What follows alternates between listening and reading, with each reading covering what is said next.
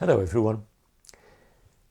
When we think of the UK, and maybe especially England, almost the first thing we think about is the monarchy. Yet, did you know that once England was actually a republic?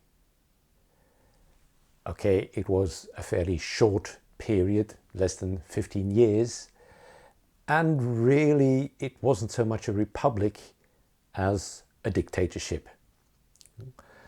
In a republic, you'd expect real democracy and no dynasty. But the republic that we had in England, as I said, was more of a tyranny, a dictatorship.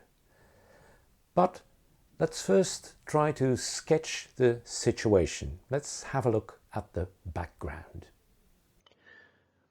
We're going back to the 17th century, when the Stuart dynasty was on the throne of England and also on the throne of Scotland.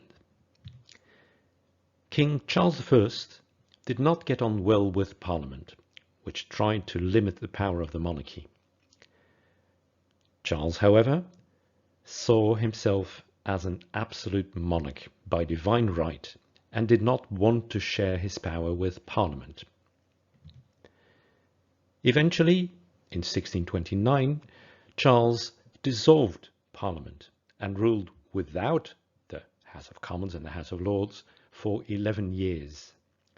That did mean, however, that he had to be very creative in raising money, as regular taxes could only be raised by Parliament.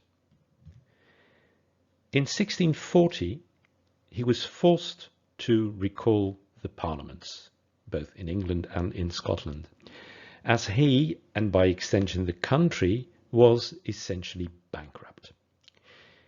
The English Parliament grabbed the opportunity to begin proceedings to impeach a number of leading councillors for high treason. The King, in his turn, demanded that Parliament deliver 5 members of the House of Commons to him on the grounds of high treason. Parliament refused, and Charles prepared to arrest them by force, personally, and entered the House of Commons with soldiers, only to find that the 5 members had already fled.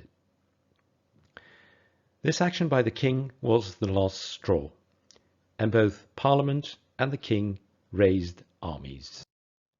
A civil war broke out, which was fought all over the country between the Roundheads, the nickname for the parliamentarian side, and the Cavaliers, the nickname for the Royalists, the supporters of the King. Charles was arrested in 1647 and negotiations started. The Roundheads offered Charles a kind of constitutional monarchy with the King as a figurehead without much real power, but he refused.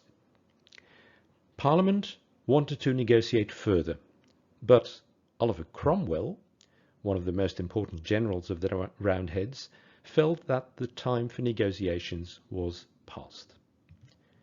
Eventually, Charles I was executed, beheaded, in 1649. One name for the state at that point is the Commonwealth.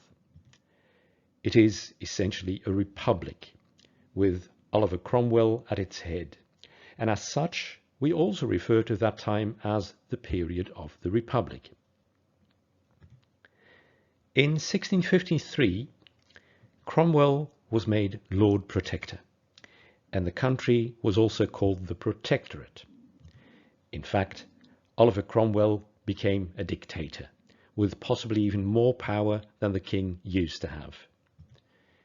He enforced hard Puritan laws. Theatres were closed, alehouses and taverns were also closed, and he even attempted to have Christmas celebrations, which could be pretty wild at the time, forbidden. Cromwell died in 1658 and was briefly succeeded by his son, which only proves that the regime was anything but a republic at that point. The Sun proved to be a weak figure, the Protectorate crumbled, and in 1660 Parliament restored the monarchy by inviting Charles, son of Charles I, to become King Charles II. The period of the Restoration had started.